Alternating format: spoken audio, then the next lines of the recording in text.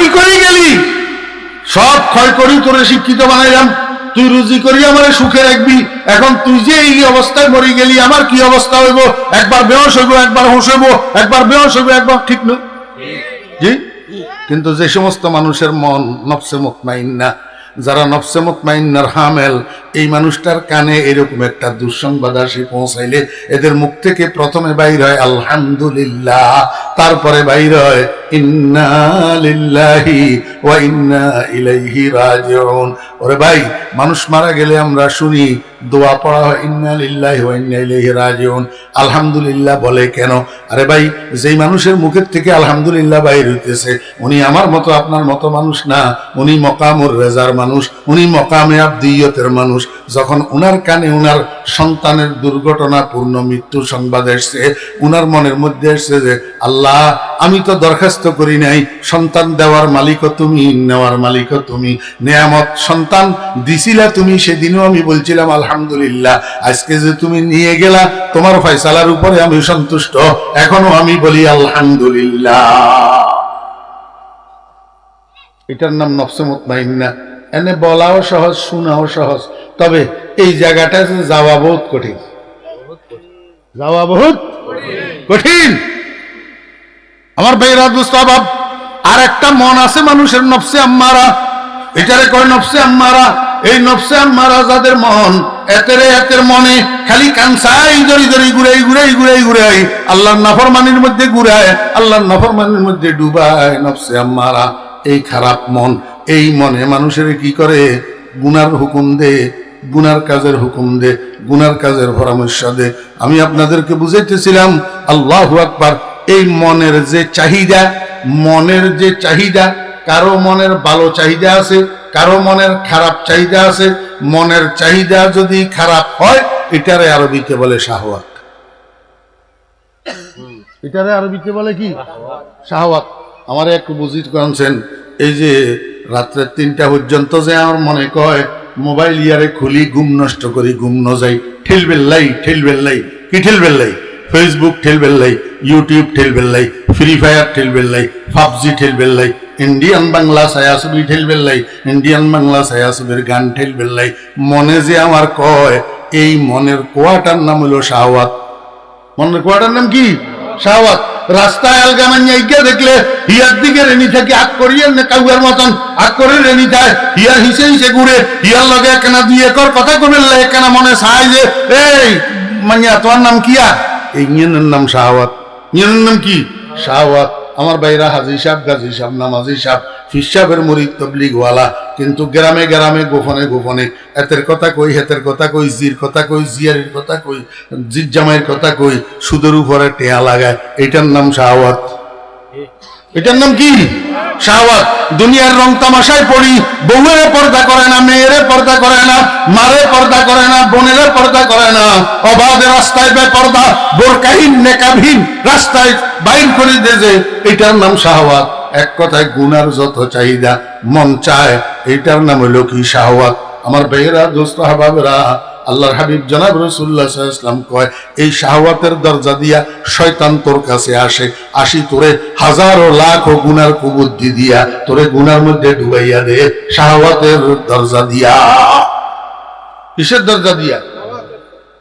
এবারে কই, আজকের মাহফিলওয়ালারা আমার কাছে চাইছিল আমি এখানে ইউসুফ জুলেখার বয়ান করতাম। কি চাইছিল? ইউসুফ জুলেখার কিতাম বয়ান করতাম। আই করিনু ইউসুফ জুলেখার বয়ান, কিনলে করিনু, এতর্ক পরে কষ্ট গেল নি কোনো কোনে কইব ইউসুফ জুলেখার বয়ান কিনলে করলাম না। দোস্ত, ইউসুফ জুলেখার বয়ান করিনু এই জন্য আজকে ইউসুফ জুলেখার বয়ান আমার দিয়া করানো, ইউসুফ জুলেখার বয়ান তোমরা শোনা, এটা তোমাদের মনের চাহিদা শাহওয়াত, এই জন্য করিনু, এই জন্য করিনু। শাহওয়াতের দরজা দিয়া শয়তানে মানুষের ধোঁকা দেয়। মানুষের কি করে? ধোঁকা দে। তোর তো প্রেম কাহিনী শুনতে এত হওয়াত লাগে কা, আমার বয়ানে না শুনবা? হ্যাঁ, ইউসুফ জুলেখার বয়ান কোন 2008 সালে হাটহাজারী কলেজ মাঠে করছি। ইউটিউব ইতে শুনো, মোবাইল ইতে শুনো বলা কথা, আর রাতে কিনলে হিয়ান আবার এখানে করাইতে বলিস প্রেম কাহিনী দে। কানসুপ করা উদ্দেশ্য না আমার উদ্দেশ্য? কানসুপ করা উদ্দেশ্য না পাথিয়া অর্জন করা উদ্দেশ্য? এটা মুখস্থ রাখুন। কয় দরজা? এক নম্বরের দরজার নাম গাফলত, 2 নম্বরের দরজার নাম শাহওয়াত, 3 নম্বরের দরজার নাম গজব। 3 নম্বরের দরজার নাম গজব। গজব আরবি শব্দ। গজব শব্দের অর্থ হলো রাগ। গজব শব্দের অর্থ কি? রাগ। রাগের 3টা স্তর আছে, 3টা স্তর। 1 নম্বর স্তরের নাম জুবুন, 2 নম্বর স্তরের নাম সুজাত, 3 নম্বর স্তরের নাম হলো তাহাব্বুর। আমার বেহরা দোস্ত আবাব ও দোস্ত, একজন মানুষের কাছে কিছু রাগ থাকা দরকার। কি জন্য? নিজের ন্যায্য অধিকারকে সংরক্ষণ করার জন্য যেই রাগ দরকার সেই রাগ মানুষের কাছে থাকা চাই। কিরে বেটা, তোর আব্বা 30 বছর পর্যন্ত দোয়ান করেন, এখন তোর আব্বা মারা যাওয়ার পরে তুই যখন দোয়ানে যাই বৈশক সন্ত্রাসী 2-3 গায়ে লাড়ি লইয়া আইসি, তোরে দোয়ান তোর নামি যে বেল্লাই কর। তুই এমনি বিজারি মাত্র ভাইজান ভাই আইয়েন না, আপনার দোয়ান হইলে আপনারা আইয়েন। দোয়ান তো আসলে দোয়ান তো তোর বাপের, দোয়ানের ভিড়ও তোর বাপের, দোয়ানের গড়ও তোর বাপের, মালামালও তোর বাপের। ওই সন্ত্রাসী আই অন্যায় ভাবে তোরে দোয়ান তোর নামি যে বেল্লাই কর। তুই হিসেবে অরিজ্ঞায় তুই শুয়ারের বাচ্চা মাথা হারাই গেলাম। তুই হিসেবে কথা করতে না। তোর রাগ তোর কাছে যদি না থাকে তুই তোর ন্যায্য অধিকার কেমনে সংরক্ষণ করবি? ও মুসলমান, কাফেরের বাচ্চারা, নাস্তিকের বাচ্চারা তোর আল্লাহর উপরে আক্রমণ করবে, তোর রসুলের উপরে আক্রমণ করবে। তুই একটু রাস্তায় নামি এদের বিরুদ্ধে মিছিলও করতে পারবি না। এতটুকু রাগ যদি তোর কাছে না থাকে তুই গুণের ডিমের ইমানদার নেই। এই রাগ না থাকার নাম কাপুরুষতা। এই রাগ না থাকার নাম কি? কাপুরুষতা। আমার ভাইয়েরা দোস্ত আবাব, আরেকটা রাগ আছে, এটা উগ্রস্তর।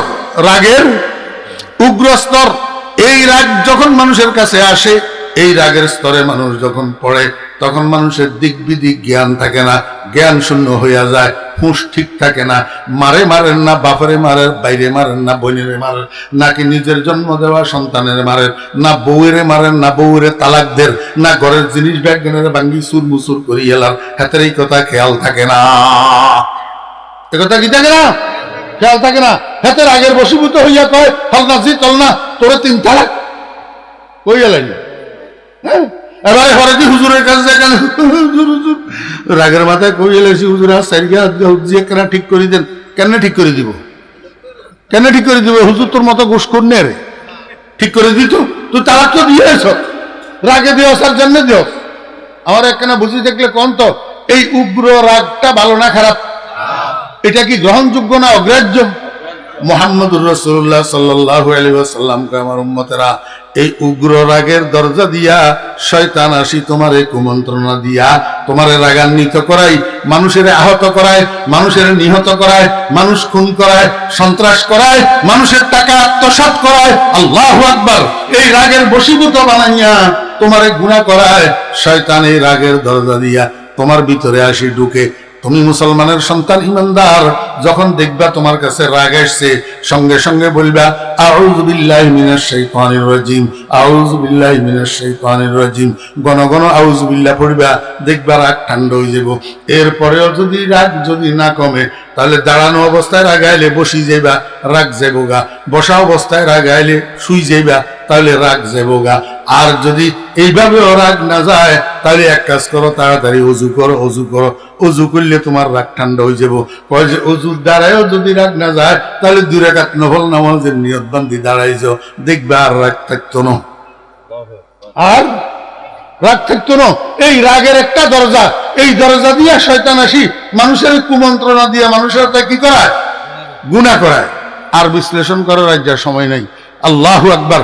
শয়তান মানুষের কাছে আসি মানুষের ওয়াসওয়াসা দেওয়ার, মানুষকে গুনাহ করানোর দরজা কয়টা? 1 নম্বর গাফলত, 2 নম্বর শাহওয়াত, 3 নম্বর গজব।